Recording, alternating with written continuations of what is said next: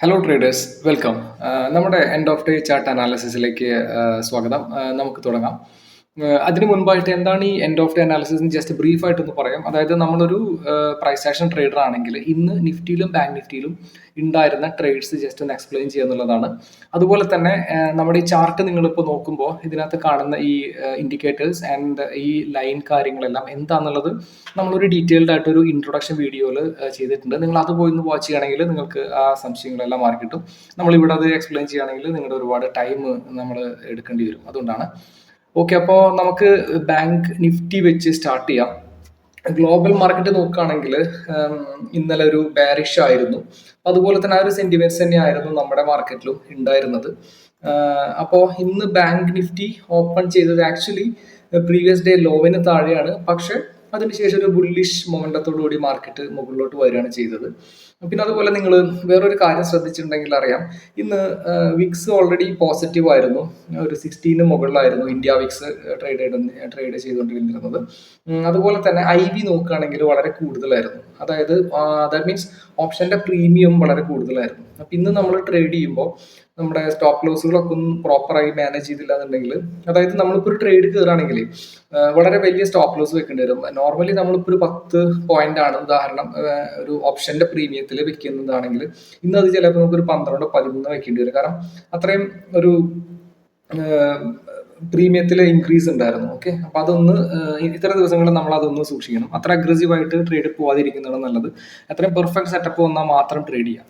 Okay, അപ്പൊ നമ്മൾ bank Nifty നോക്കുകയാണെങ്കിൽ നമുക്ക് ആദ്യത്തെ ട്രേഡ് വരുന്നത് അതിന് മുൻപായിട്ട് ഒരു കാര്യം, നമ്മുടെ ഞാൻ ഈ ഇൻഡിക്കേറ്റർ ജസ്റ്റ് ഒന്ന് ഈ ഒരു EMA നമ്മളിന്ന് നമുക്ക് യൂസ് വന്നിട്ടില്ല. അപ്പൊ ഞാനതൊന്ന് ഹൈഡ് ചെയ്യണേ, ഒന്നുകൂടെ ക്ലാരിറ്റിക്ക് വേണ്ടിയിട്ട്. അല്ലെങ്കിൽ ആകെ നമ്മുടെ ചാർട്ട് ആകെ ക്ലട്ടേഡ് ആയിട്ടാണ് എടുക്കുന്നത്. ഓക്കെ, അതിന് മുൻപായിട്ട് നമ്മൾ യൂസ് ചെയ്യുന്ന 3 ഇൻഡിക്കേറ്റേഴ്സിൽ ഏറ്റവും പ്രധാനമാണ് നമ്മൾ പറഞ്ഞിട്ടുണ്ട് ഓൾറെഡി, CPR ആണെന്നുള്ളത്. ഇന്നത്തെ CPR നോക്കുകയാണെങ്കിൽ ഇന്നലത്തെയും ഇന്നത്തെയും കമ്പയർ ചെയ്യണമെങ്കിൽ ഉണ്ടോ, നമ്മുടെ ഇന്നത്തെ CPR ഒരു മീഡിയം ടു വൈഡ് ആണ്, നേരോ അല്ല. അപ്പൊ അതിനർത്ഥം CPR ഇന്ന് നല്ലൊരു റെസിസ്റ്റൻസോ സപ്പോർട്ടോ ആയിട്ട് ആക്ട് ചെയ്യാനുള്ള പ്രോബബിലിറ്റി കൂടുതലാണ്.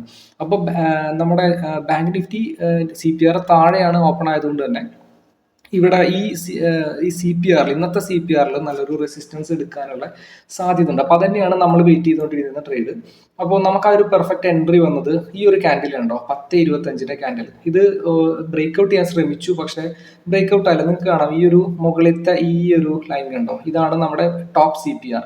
ഇത് സെൻട്രൽ പിവോട്ട്, ഇത് ബോട്ടം CPR. ഓക്കെ, അപ്പൊ ഈ ഒരു ടോപ്പ് CPRന് പുറത്ത് ഈ ഒരു 5 മിനിറ്റ് ക്യാൻഡിൽ പോലും ക്ലോസ് ചെയ്തിട്ടില്ല. അതിനർത്ഥം CPR റിവേഴ്സൽ, അതായത് അവിടെ നിന്ന് പുഷ് ചെയ്യുന്നുണ്ടെന്നാണ് അർത്ഥം.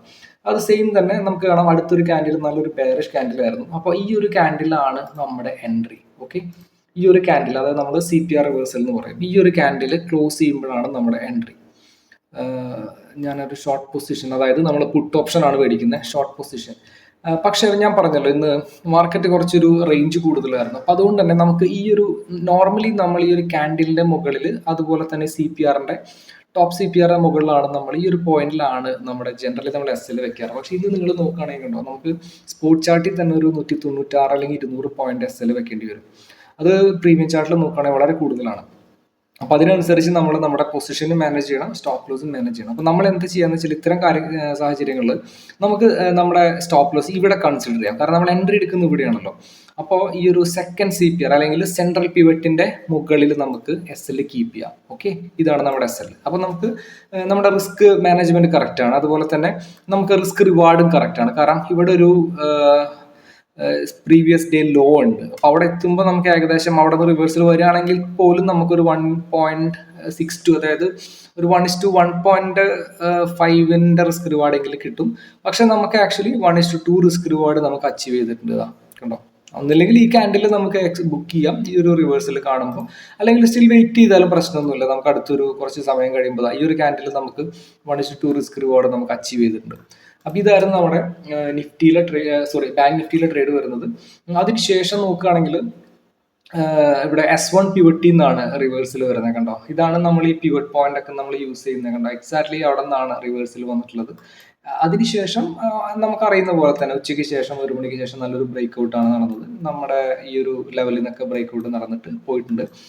പിന്നെ നമുക്കൊരു അടുത്ത എൻട്രി വരാൻ സാധ്യത നമ്മുടെ EMA-ലോട്ട് റീട്രേസ്മെന്റ് ആണ് നമ്മളെ യൂഷ്വൽ എൻട്രി. പക്ഷെ അത് വന്നില്ല. അതിന് മുൻപായിട്ട് മാർക്കറ്റ് ക്ലോസ് ചെയ്യാണ് ചെയ്തിട്ടുള്ളത്. ഇനി നമുക്ക് ബാങ്ക് നിഫ്റ്റി കഴിഞ്ഞു. ഇനി നിഫ്റ്റിയിലോട്ട് പോവാം. നിഫ്റ്റിയിലും ഏകദേശം ഈ ഒരു സിറ്റുവേഷൻ തന്നെ ആയിരുന്നു. പക്ഷെ നമുക്ക് ഒരു പ്രോപ്പർ ആയിട്ടൊരു സെറ്റപ്പ് ഇവിടെ വന്നിട്ടില്ല. ഇപ്പൊ നിങ്ങൾക്ക് ഇവിടെ വേറൊരു കാര്യം ഞാൻ ജസ്റ്റ് ഒന്ന് പറയാം. ഇവിടെ നിങ്ങൾ കണ്ടോ, അതായത് ആ ഒരു അതേ സമയത്ത് തന്നെ, അതായത് നമ്മുടെ നിഫ്റ്റി ബാങ്കിൽ നമുക്ക് ഈ ട്രേഡ് ട്രിഗർ ആയ അതേ സമയത്ത് തന്നെ, അതായത് എക്സാക്ട്ലി 10.25-ന്റെയും 10.30-ന്റെയും ക്യാൻഡിലിൽ തന്നെ നമുക്ക് ഇവിടെയും ആ ഒരു റിവേഴ്സിൽ നമുക്കിവിടെ കാണാം. പക്ഷെ നമ്മൾ നിഫ്റ്റിയിൽ നമ്മൾ ട്രേഡ് എടുത്തിട്ടില്ല. ഈ ഒരു ട്രേഡ് നമ്മൾ ഒഴിവാക്കുകയാണ് ചെയ്തിട്ടുള്ളത്. കാരണം എന്തുകൊണ്ടാണെന്ന് വെച്ചാൽ നിങ്ങൾക്കറിയാം CPR 3 ലൈനാണല്ലേ.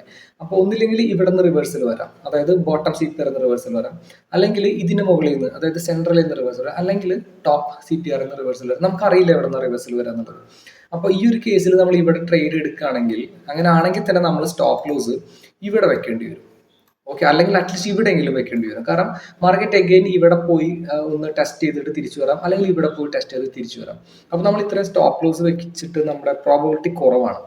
അപ്പോൾ അതേ സമയം തന്നെ നമ്മൾ നോക്കുകയാണെങ്കിൽ നിഫ്റ്റി ബാങ്കിനകത്ത് നമുക്ക് പെർഫെക്റ്റ് ആയിട്ട് ഇതാ ഏറ്റവും ടോപ്പിൽ തന്നെ ടോപ്പിൽ പോയി ടച്ച് ചെയ്തിട്ട് റിവേഴ്സിൽ വന്നിട്ടുണ്ട്. അപ്പോൾ ഇതാണ് നമ്മുടെ പ്രോബബിലിറ്റി ഏറ്റവും കൂടുതൽ. അപ്പോൾ നമ്മൾ റിസ്ക് എടുക്കേണ്ട ആവശ്യമില്ല. അതുകൊണ്ടാണ് നമ്മൾ അതേ സമയത്ത് തന്നെ എന്തായാലും നമുക്ക് ഒരു ട്രേഡ് എടുക്കാൻ പറ്റുള്ളൂ. അപ്പോൾ അതുകൊണ്ടാണ് നമ്മൾ ഈ ഒരു ട്രേഡിന് എടുത്തത്. അപ്പോൾ നിഫ്റ്റിയിൽ നമുക്ക് ഓപ്പർച്യൂണിറ്റി ഉണ്ടായിരുന്നില്ല ആ സമയത്ത്. അതിനുശേഷവും നമുക്ക് ഓപ്പർച്യൂണിറ്റീസ് ഒന്നും വന്നിട്ടില്ല. പിന്നെ ഒരു CPR ബ്രേക്ക് ഔട്ട് ചെയ്ത് മുകളിലോട്ട് പോവുകയാണ് ചെയ്ത്. EMA-ലും റീട്രേസ്മെന്റ് നടന്നിട്ടില്ല. അപ്പോൾ ഇതാണ് നമ്മുടെ ഇന്നത്തെ ഒരു ട്രേഡാണ് നമ്മൾ എടുത്തത്. അത് നമുക്ക് 1:2 റിസ്ക് റിവാർഡ് അച്ചീവ് ചെയ്തിട്ടുണ്ട്. ഓക്കെ, അപ്പോൾ അത്രയേ ഉള്ളൂ. അപ്പോൾ നമുക്ക് അടുത്തൊരു end of day analysis video ആയിട്ട് പിന്നെ കാണാം. Thank you all, by.